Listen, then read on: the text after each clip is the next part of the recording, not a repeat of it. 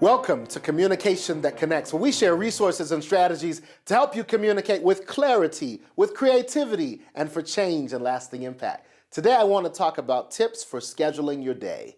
Tips for scheduling your day. And I want to give you 4 quick tips for just scheduling your day. Number 1, start with the most important items first. Start with the most important items first. So what is it you absolutely have to accomplish? What is it that is absolutely critical that you finalize and finish for this day? They say learn to distinguish between the urgent and the important. So people may be calling you, they may be calling you urgently, family members, friends, coworkers.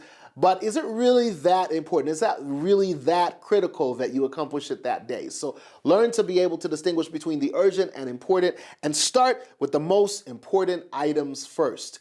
It's like that illustration of organizing your life, and they say, put the big rocks in first, and then put the smaller rocks, and then put the sand, and then put the water. So if you start with the bigger things first, you can fit it all in. But if you start with the sand and the water, the big rocks, the most important things in your life, can't fit. So start with the big rocks. Start with the most important things first, number 1.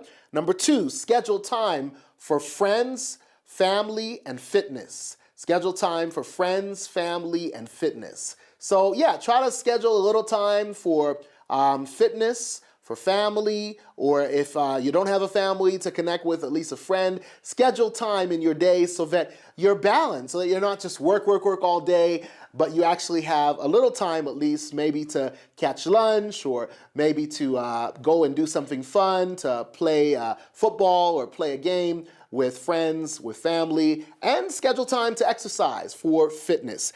Then number 3, say no sometimes. Say no sometimes.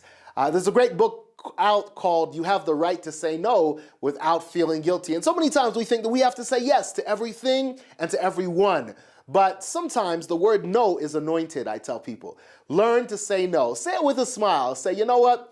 I really wish I could do that for you, but I'm sorry about that. I just can't do that right now, or I can't do that today, but let me get back to you on this. So sometimes when people ask you a question and they say, hey, can you do this for me right now? Say, listen, let me see what I can do. I'll get back to you, but learn to say no. Learn to say no. You don't have to do everything, because if you try to be all things to all people, you end up becoming nothing to no one. So don't do that, okay? So learn to say no. And then finally, number 4, set time aside to connect with God.